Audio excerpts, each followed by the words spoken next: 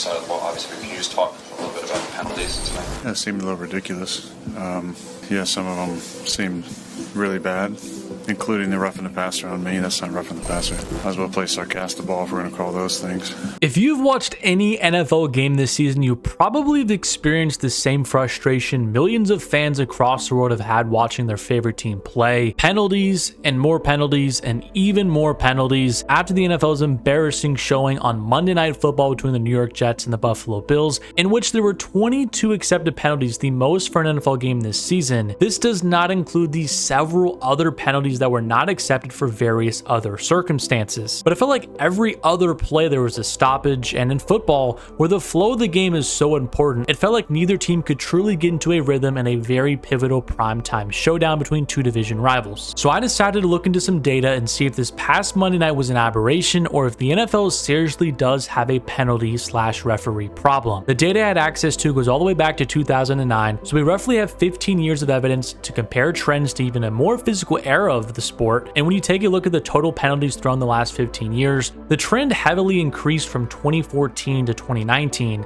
every single season seeing over 4,100 penalties thrown. So my question was, what exactly changed in 2014 that could have led to more penalties? Well, the NFL put a memo during that offseason saying there would be a stronger point of emphasis on ineligible man downfield penalties, as well as false start from offensive linemen, and a new 2 additions to the unsportsmanlike conduct penalty for foul language and the use of NFL equipment as a prop. And we did see a relatively big leap of those penalties being called, from 62 unsportsmanlike penalties being called in 2013 to 78, 96, and 97 being called the next 3 years. Then the NFL seemingly relaxed on those calls.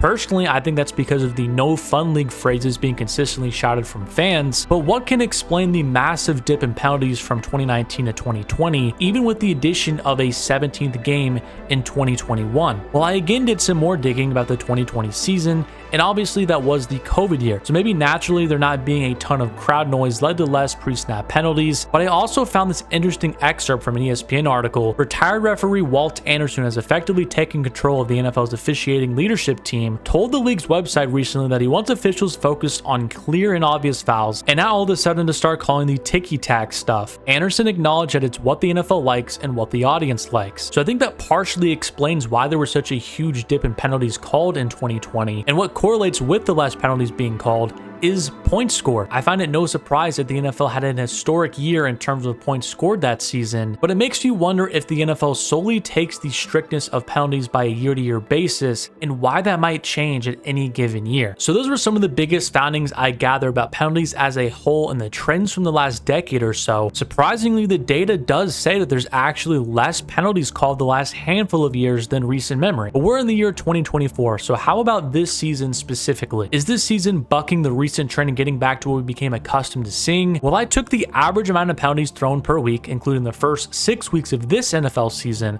and here's what I found. In 2024, teams are averaging 7.68 penalties per game, which would be the highest amount since 2019, before the massive shift in philosophy by the NFL and how they would referee games, according to retired referee Walt Anderson. It's still not quite as high as the middle 2010s, but it does show quite a big tick up this year in overall penalties called and the pace the league is on. Again, this offseason, there wasn't really a ton of rule changes that would constitute such an increase. You'd actually think there'd be less penalties called with the kickoffs becoming less violent with that rule change. The only other major tweak I saw that was mentioned in the rule changes was the hip drop tackle, which honestly, I don't know if I have seen called one time this entire year so far, so that definitely hasn't been the difference on why there's been a lot more penalties called. And without even taking the data into consideration, just from my viewing experience, I feel like illegal formation and ineligible man downfield have been the two biggest differences I've taken away from this season. I vividly remember the Ravens and Chiefs game, the opening Thursday night game, and the very first drive for Baltimore. They must have been flagged on 4 different illegal formations, and I remember like after the 4th one in the first couple of minutes, NBC bringing on a ref to talk about it, and he was like, yeah, the NFL wants to have a bigger emphasis on these types of penalties this year. So it showed that the NFL has an agenda, and so far this season, that penalty has been called triple the amount of times in recent memory. You can see from the graph, really the last 14 years, illegal formation penalties have been roughly called the same every single year. It's just this year, there's just been a huge difference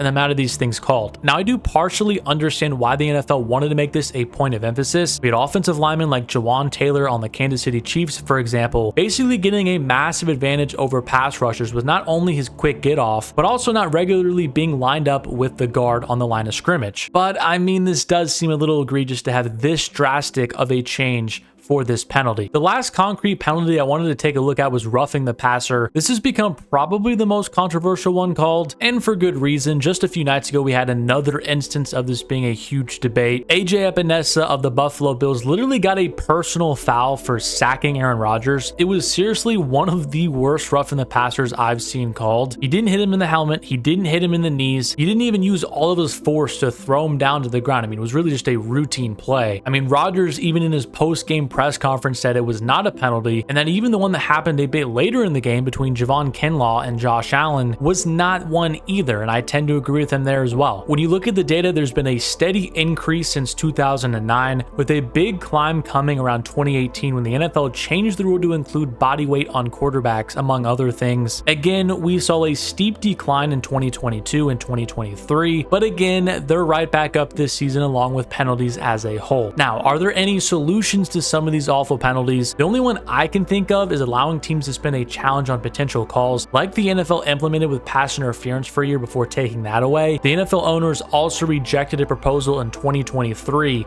to make roughing the passer reviewable, so I don't think that's going to happen anytime soon either. But really, the thing that frustrates me most as a fan is that none of these referees face any consequences for the awful calls they make in a game. They don't get suspended, they don't get fined, they don't even get demoted. Literally nothing happens to them whatsoever. There's no way you could watch the Bills vs Jets game and come away thinking Adrian Hill and his staff deserved to referee a primetime game for the rest of this season. He completely ruined the flow of the game and honestly made it almost unwatchable. It felt like every other play there was a 30-second stoppage to hear yet another ticky-tack penalty. And in case you're wondering what crews you want your team to avoid, the four that stand out the most are Adrian Hill, Lee Blakeman, Craig Woolstrand, and Ron Tolbert. They are the only four referee crews that have thrown over 100 penalties so far this NFL season, which is just kind of mind-boggling to me. But in the end, does the trends over the last 15 years prove the NFL is increasingly becoming a penalty-heavy league? No, not really, but it is apparent that there has been far more penalties called in 2024 than there has been in recent memory. And personally, I don't expect that to change with how the first quarter and a half of the year has gone. This seemingly feels like a purposely stricter called season for whatever reason, but if we do take into account the massive decline starting in 2020 in terms of penalties called, we can only hope this season turns out to be an outlier and we get back to normal refereeing in 2025 and beyond.